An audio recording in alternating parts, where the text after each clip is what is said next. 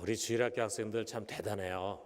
여러분 벌써 이제 5일까지 이렇게 나왔는데, 여러분 내일까지 잘 나올 거죠? 네, 우리 내일까지 잘해서 일주일 동안 이 특별 새벽 기도회를 정복하기를 원하는 사람, 우리 주일학교 학생들 같이 한번 아멘 해봅시다. 아멘. 한번 해봅시다. 아멘. 네,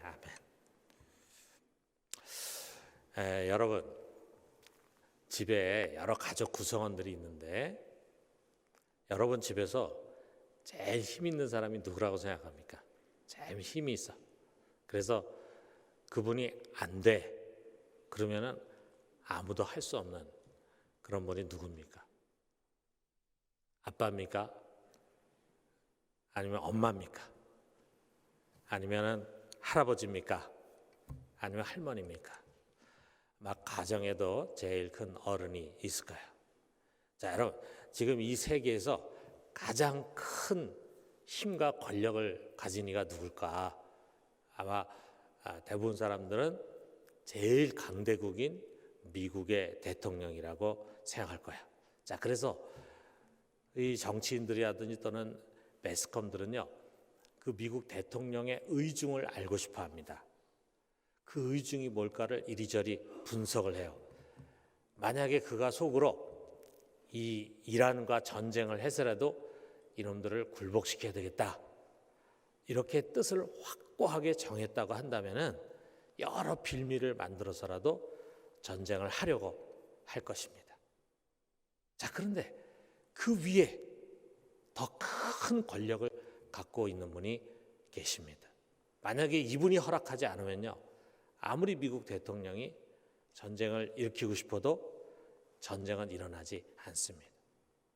온 우주에 가장 높은 권세를 가지시니 그가 누군가? 바로 우리가 아빠라고 부르는 우리 하나님 아버지이십니다. 그 하나님 아버지의 뜻, 그것은 최종 권위자가 정한 것이기 때문에 무조건 순종해야 돼요. 모든 논쟁의 끝은 이것은 주의 뜻이다. God's will. 이것은 주의 뜻이다. 이렇게 하면은 더 이상 왈가왈부하지 않고 거기에 순종하라고 하는 것입니다. 하나님의 뜻이라는 것은요, 우리가 같이 토론하고 합의해서 도출하는 그런 게 아니에요. 이건 하나님의 뜻이다 그러면은 우리는 무조건 그것을 받아들이고 순종해야 돼. 여러분, 유다의 히스기야 왕에게 이제 이러한 일들이 일어났어요. 요 바로 전에 어떤 일이 있었냐면 그가 아수르 제국의 군대를 물리쳤어요. 여러분, 그 당시 아수르 제국은 그 중근동의 가장 강한 나라, 강대국이었어요. 그래서 그 나라 군대 앞에 모든 나라들이 다 추풍 낙엽같이 패하고 망했습니다. 자, 그런데 이 막강한 아수르 군대가 말이에요, 이 조그마한 나라 유대에 패배를 한 거예요. 이 아수르 군대가 예루살렘을 포위했어요. 이제 예루살렘만 점령하면은 이제 유다는 망하는 거예요. 그런데 예루살렘을 포위했던 아수르 군사 18만 5천 명, 어마어마한 군대잖아요. 고대에서 18만 5천 명, 그것도 최고 정예 부대인 18만 5천 명이 하루아침에 죽임을 당했어요. 누구의 죽임 당했냐? 하나님의 사자에 의해서, 천사들에 의해서 죽임을 당했습니다. 자, 그러자 힘을 잃어버린 아수르 왕 사네립이 자기의 본토인 니느웨로 돌아가 가지고 거기에서 암살을 당했어요. 엉망진창이 된 거죠. 자, 아수르가 이 작은 나라 유대로 말미암아 큰 타격을 받은 겁니다. 마치 옛날에 여러분 우리나라에도 그런 일이 있었잖아요. 중국의 수나라가 고구려를 쳐들어왔어요. 살수대첩이라고 하는 곳에서 큰 전쟁이 일어났는데 거기서 수나라가 고구려에 패배했습니다. 자, 이 전쟁에서 패배하니까 수나라가 막 급격히 약화가 되고 그러는 바람에 결국은 당나라에 의해서 망하고 말았어요. 수나라가 망한 거는 우리나라 고구려를 쳐들어왔기 때문에 망하고 말았다 이거예요. 자, 주변 나라들은요, 이 아수르라고 하는 거대 제국, 이것을 물리친 유다와 히스기야에 주목을 했어요. 그는 중군동의 영웅으로 이제 명성을 얻고 주목을 받기 시작합니다. 자, 그런데 이런 큰 승리가 얼마 되지 않아서 히스기야가 병에 걸렸어요. 아주 큰 병에 걸렸어요. 아마 궁이가 베라벨 치료를 다 하고 최선을 다했을 것입니다. 근데 병이 낫지 않아요. 자, 그런데 그때 선지자 이사야가 하나님의 뜻을 계시받고 그것을 전하기 위해서 히스기야의 침실로 들어왔습니다. 히스기야는 당연히 희망적인 구원의 메시지를 기대했겠죠. 두려워하지 마라. 내가 곧 너로 자리에서 일어나게 해주겠다. 이런 하나님의 메시지 기대했겠죠. 자, 그런데 하나님의 뜻은 오히려 정반대였습니다. 1절 하반절을 보니까 여호와의 말씀이 너는 집을 정리하라. 내가 죽고 살지 못하리라. 자, 너는 이제 수가 다 됐다. 너는 이제 여기서 하나님 허락하신 육체의 수명이 다 끝났으니까 이 병에서 너는 이겨내지 못할 것이다. 너는 이제 곧 죽게 될 것이다. 이런 말씀이잖아요. 이 말을 하고 이사야는 즉시 왕궁을 떠났습니다. 왜 그랬겠어요? 정말 이거는 이사야도 전하고 싶지 않은 메시지죠. 여러 왕을 거쳤던 이사야에게 아마도 히스기야는 가장 존경스러운 왕이었을 거예요. 그는 아수르로부터 나라를 구한 믿음의 용사고 그리고 유다의 등불이었어요. 선지자로 볼 때는 이 이상의 이상적이고 완벽한 왕이 없어. 자, 그런데 이 훌륭한 왕이 젊은 나이에 이제 곧 죽어야 한다고 생각하니까 이 이사야 선지자에게 얼마나 낭망이 됐겠어요. 그러나 이제 하나님의 분명한 뜻이거든. 하나님 계시해 주신 뜻이거든. 그러니까 어떻게 하겠습니까? 히스기야도 받아들여야 되지만 이사야도 그것을 받아들여야 돼. 여러분, 하나님의 뜻은 분명합니다. 그는 이제 곧 죽기로 작정됐어요. 이 뜻이 전해졌다면 우물쭈물할 이유가 없습니다. 히스기야는 그 뜻에 순종해야 되고 모든 것을 포기해야 돼. 그래서 신하들을 모아가지고 자기에게 전달된 이 하나님의 뜻을 전하고 그 다음에 어떻게 되겠어요? 자기 아들, 쉽게 말하면 이제 태자를 빨리 책봉해가지고 자기 대신에 왕에 앉혀가지고 국정 공백을 막고 그리고 이제 자신은 뒤로 물러가서 삶을 정리해야 되지 않겠어요? 그런데 히스기야는 그렇게 하지 않았습니다. 비록 그것이 하나님의 분명한 뜻으로 전달이 됐지만 그는 얼굴을 벽으로 향하고 하나님께 기도합니다. 3절에 보니까 여호와여 구하오니 내가 진실과 전심으로 주 앞에 행하며 주께서 보시기에 선하게 행한 것을 기억하옵소서 하고 히스기야가 심히 통곡하더라 그랬어요. 자, 삶과 죽음의 경계선에 서 있잖아요. 우리가 아무도 삶과 죽음의 경계선에 서 있는 사람 없어요. 우리는 어떻게 보면 지금 죽음에 대한 두려움 별로 느끼지 않는 안전지대에 서 있어요. 자, 이런 안전지대에 서 있는 사람들이 지금 삶과 죽음의 경계선에 서 있는 사람을 이해하기가 좀 어려울 거예요. 이제 한 발을 탁 내디디면은 모든 것이 끝이 나고 다시 세상으로 돌아올 수 없는 그런 경계선에서 삶과 죽음을 주관하시는 주권자 앞에 히스기야는 그야말로 어린아이 같이 통곡하면서 부르짖고 기도하는 것입니다. 자, 이미 하나님이 그의 분명한 뜻을 전하지 않았습니까? 마음으로만 정한 것이 아니라 선지자를 통해서 선포했잖아요. 공적으로 선포했잖아요. 자, 이런 상황에서 그 뜻을 돌이키는 기도가 과연 소용이 있겠는가? 우리가 이렇게 생각할 수 있잖아요. 자, 그런데 어떻게 됐습니까? 하나님은 왕궁을 떠난 이사야가 아직 성읍 중심지에 이르기도 전에 그를 다시 불렀습니다. 그리고 그에게 다시 돌아가서 히스기야에게 전하라고 말씀하십니다. 뭐라고 말씀하시냐면 5절에서 6절에 보니까 내가 내 기도를 들었고 내 눈물을 보았노라. 내가 너를 낫게 하리니 내가 3일 만에 여호와의 성전에 올라가겠고 내가 네 날에 15년을 더할 것이며 내가 너와 이성을 아수르 왕의 손에서 구원하고 내가 나를 위하여 또 내 종 다윗을 위함으로 이성을 보호하리라 하셨다라 그랬어요. 굉장히 빨리 하나님이 히스기야의 기도를 들으셨어요. 그의 눈물을 봤습니다. 그리고 즉각 그의 뜻을 돌이켜 주셨어요. 그래서 당장에 취하려고 하던 히스기야의 생명을 15년을 더 연장해 주셨습니다. 이것뿐만이 아니라 또 다른 축복을 주셨는데 아직 이 아수르의 위협이 남아 있는데 이제 이 아수르의 위협에서 유다를 완전히 벗어나게 해주겠다, 평강을 주겠다, 이런 약속을 주셨습니다. 여러분, 그 말씀대로 우리 히스기야는요 15년을 더 살았어요. 그리고 유다는 아수르의 손에서 완전히 구원을 받았어요.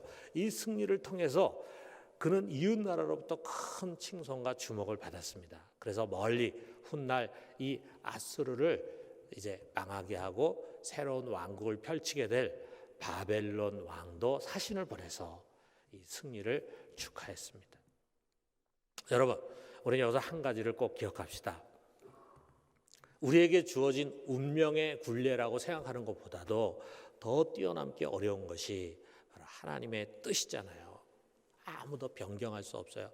아무도 바꿀 수 없어요. 아무도 토를 달 수 없는, 그야말로 모든 일의 최종 결론이에요. 끝이에요. 그런데 하나님은 이 간절한 기도와 눈물 앞에서 그것마저도 바꾸셨잖아요. 그 정하신 뜻마저도 거두셨어요. 그리고 더 완벽한 축복으로 복을 더해 주셨습니다. 자, 이것은 히스기야의 기도의 힘이기 이전에 하나님이 얼마나 그의 자녀들의 기도를 귀하게 여기는가를 보여주시는 사건이에요. 이게 히스기야만을 위한 것이 아니라 그 이후에 하나님 앞에 기도할 수 있는 권리를 얻은 우리 하나님의 자녀, 아빠, 아버지 앞에 나아가서 부르짖을 수 있는 우리 아이들의 기도, 그 기도를 우리 하나님이 얼마나 귀하게 여기는가라고 하는 것을 보여주는 거예요. 하나님은 뜻을 정하지만 그 뜻에 여지를 남겨두시는 것입니다. 이것이 내 뜻이야. 그러나 내가 기도하면, 내가 간청하면 나는 돌이킬 수도 있어 라고 하는 메시지가 이 안에 담겨있다 이거예요. 자, 여러분, 우리가 성경에 보면은 그런 예들이 또 있습니다. 우리 예수님 앞에 수로보니게 여인, 자, 수로보니게 하면은 지금의 이제 시리아니까 완전 이방인 여인이에요. 그 수로보니게 여인이 자기 딸이 귀신이 들려 있어요. 아무도 못 고쳐. 그런데 예수님이 가까운 곳에 가니까 예수님을 찾아왔어요. 그리고 그 앞에 엎드려 가지고 귀신들이 자기 딸을 고쳐달라고 말합니다. 그랬을 때 예수님이 뭐라 그럽니까? 지금 이방인에게 구원을 주는 것은 하나님의 정하신 뜻이 아니다, 하나님의 뜻이 아니다라고 하는 것을 명백하게 얘기하잖아요. 자, 그리고 거절했어요. 자, 그랬을 때 이 여인이 뭐라고 말합니까? 개들도 주인의 상에서 떨어지는 부스러기를 먹고 삽니다 라고 하면서 다시금 은혜를 강청했어요.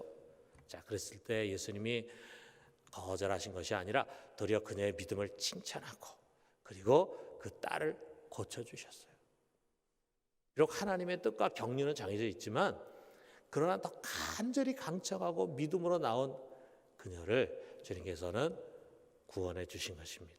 여러분, 때로 우리들에게 찾아오는 일들 속에서 이것이 하나님의 뜻이 아닌가라고 생각되어지는 것이 있을 거예요. 결국 이렇게 되는 것이 하나님의 뜻이구나, 하나님이 이렇게 끌고 가시는구나 라고 생각될 만큼 절망스러운 상황에 놓이게 되는 일이 있습니다. 그러나 우리 거기서요 히스기야의 기도를 생각해야 합니다. 여러분의 기도를 멈추지 마십시오. 그리고 그가 한 것처럼 간절히 울면서 매달리는 거예요. 모든 자비와 긍휼의 하나님은 결코 우리의 눈물과 탄식을 외면하지 않을 것입니다. 여러분, 오늘 새벽에 우리가 그런 기도를 드렸으면 좋겠습니다. 자, 우리 자신을 위해서도 그렇고요. 또 우리 환우를 위해서, 특별히 큰 병을 안고 살아가는 환우들 있잖아요. 병이 오래된 그런 환우들 있잖아요. 자, 우리 그런 환우들을 위해서 우리 같이 기도해요. 또 우리 경제적으로 아주 곤고한 상황에 놓여 있는 우리 순원들도 있고 또 우리 성도들도 있습니다. 그들을 위해서 우리가 같이 기도해요. 부부관계가 심각한 성도들, 자녀 문제가 너무 심각해서 회복하기 어려울 정도로 어려운 성도들, 사람들은 불가능하다고 말할지 모릅니다. 내 마음 깊은 곳에서도 노라는 말이 불쑥 튀어나올지 모릅니다. 이것이 하나님의 뜻인가 보다 라고 말하고 포기하고 싶은 그런 생각이 드는 상황일지도 모릅니다. 그러나 여러분, 우리는 기도하는 것입니다. 기도해야 합니다. 기도할 수 있습니다. 믿음의 기도를 드려야 합니다. 도전하는 것입니다. 뛰어넘는 것입니다. 여러분, 우리가 지난 12월 성탄절 바로 전 주일에 우리 주일학교 성탄 발표가 있었잖아요. 제가 그때 마지막에 다 끝난 다음에 사회 보면서도 잠깐 얘기했지만, 저는 이번에 성탄 발표를 보면서요, 갑자기 그냥 깜짝 놀래고 그 다음에 너무 감격스럽고 한 장면이 있었어요. 왜냐하면 우리 마지막에 고등부 학생들이 나와가지고 워십을 하는데 거기에 눈에 팍 들어오는 친구가 있는 거예요. 여러분 누군지 아실 거예요. 우리 광렬이 있잖아요. 광렬이. 광렬이가 벌써 고등학생이 돼가지고 앞에 나와서 막 워십을 합니다. 네, 우리 교인들은 알 겁니다. 2012년 벌써 한 8년 됐죠. 2012년에 우리 광렬이가 백혈병이 걸렸어요. 그때 백혈병이 걸려가지고 과연 여기서 나을 수 있을까? 온 교우들이 이 아이를 위해서 기도했습니다. 또 거기다가 속에 또 곰팡이까지 생겨가지고, 그래서 이거 정말 절망적인 상황인가 보구나 이렇게 생각했어요. 얘가 과연 이러다가 몇 년을 더 살고 혹시 하나님 데려가시지 않을까, 그런 생각을 하면서 우리가 계속 기도했잖아요. 우리 교육자 회의하면서도 같이 기도했습니다. 자, 그런데 우리 강렬이가 말이에요, 이렇게 고등학생이 돼가지고 워십을 하는 겁니다. 저는 우리 강렬이와 강렬이 가족의 인간 승리다, 정말 믿음의 승리다 생각하죠. 동시에 우리 교회 성도들의 기도의 승리다라는 생각이 들었습니다. 사랑하는 성도 여러분, 이것이 기적이 아니겠어요? 우리가 그런 기도의 기적을 우리 같이 경험하지 않습니까? 여러분, 우리 히스기야가 기적을 만난 기도를 드린 것처럼 오늘 우리가 그런 기도를 드릴 수 있기를 주님의 이름으로 축원합니다.